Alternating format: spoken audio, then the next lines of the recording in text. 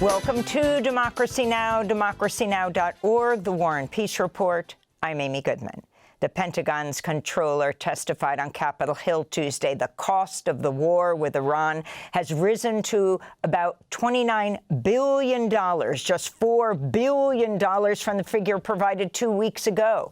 Defense Secretary Pete Hegseth also refused to tell lawmakers at the hearing how much emergency funding he will be requesting to cover the cost of the war, despite repeated questioning from both Democrats and Republicans.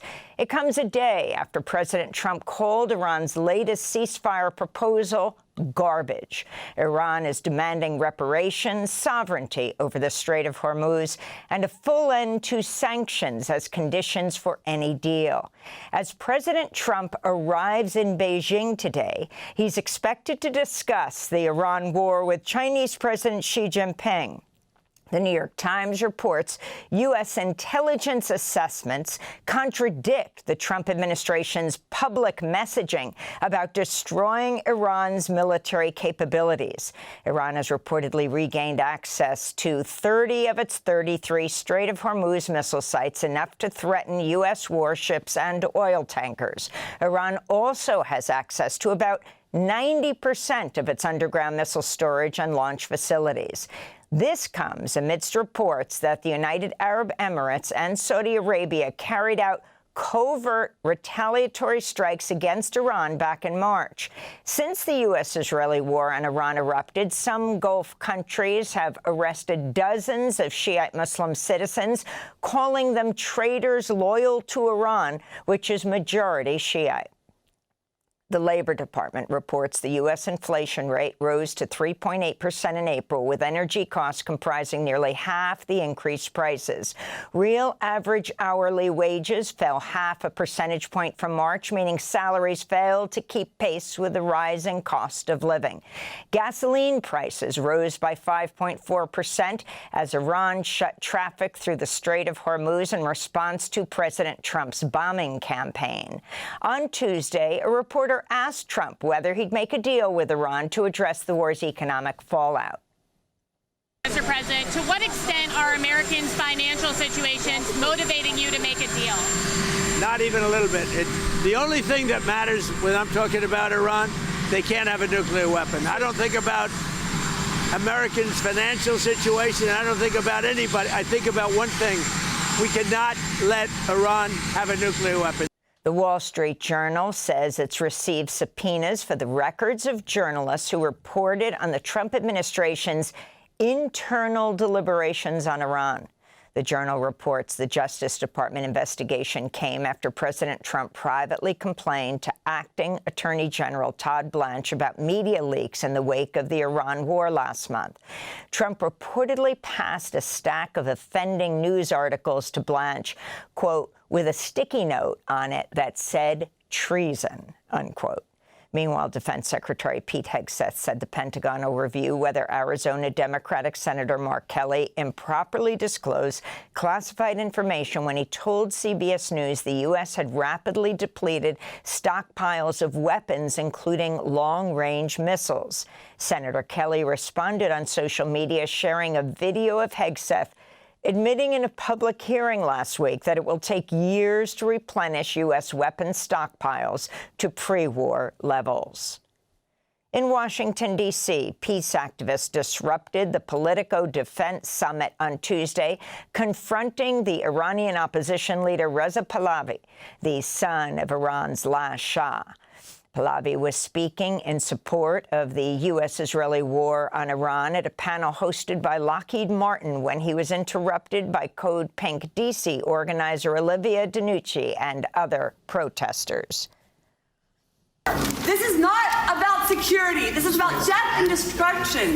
They even said that the war in Iran is a golden opportunity to make a killing uncurable.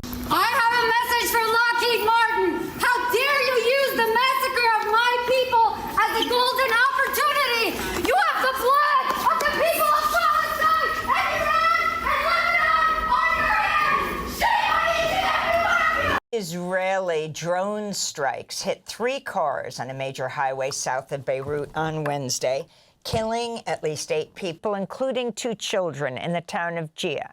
The strikes came a day after 13 people were killed in southern Lebanon, including 2 paramedics. More than 2,800 people have been killed in Israeli attacks since March 2nd, with at least 380 killed since last month's ceasefire. Lebanon's health ministry says 108 emergency medical and healthcare workers have been killed in the war, with over 140 Israeli attacks recorded on ambulances and medical facilities. Lebanon and Israel are set to hold a new round of U.S.-brokered negotiations in Washington Thursday. Hezbollah has said it opposes the talks. FBI Director Kash Patel was pressed by Senate Democrats at a hearing Tuesday over reports that his heavy alcohol use compromised his ability to do his job. Patel sued The Atlantic magazine for defamation, seeking $250 million after journalist Sarah Fitzpatrick reported he's alarmed colleagues with episodes of excessive drinking and unexplained absences. On Tuesday, Democratic Senator Chris Van Hollen grilled Patel on the allegations. Patel exploded, hurling insults and false claims at the senator before finally agreeing to take an alcohol screening test. And so there have been no occasions when your security detail had difficulty waking or locating you. Is that right? Nope, it's a total farce. I don't even know where you get this stuff, but it doesn't make it credible because you say so. I'm not saying it, Director Patel.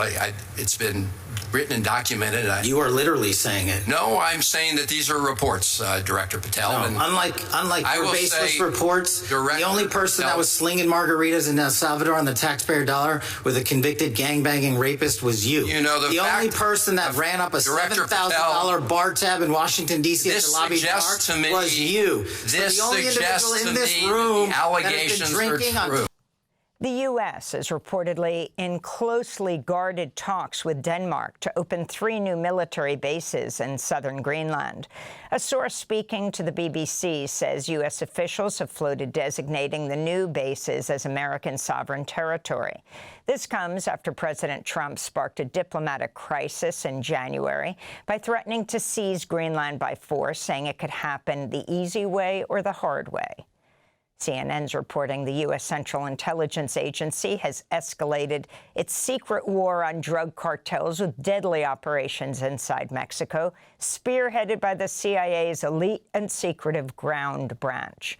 Since President Trump retook the White House last year and designated several cartels as foreign terrorist organizations, CIA operatives in Mexico have reportedly participated directly in targeted assassinations on several mostly mid-level cartel members.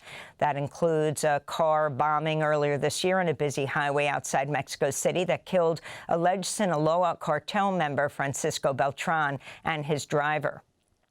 CNN's disclosure of the CIA's Mexico operations comes after 2 CIA operatives and 2 Mexican law enforcement officers were killed in a car accident in the state of Chihuahua last month. The current U.S. ambassador to Mexico, Ronald Johnson's a former U.S. Army Green Beret and veteran CIA officer.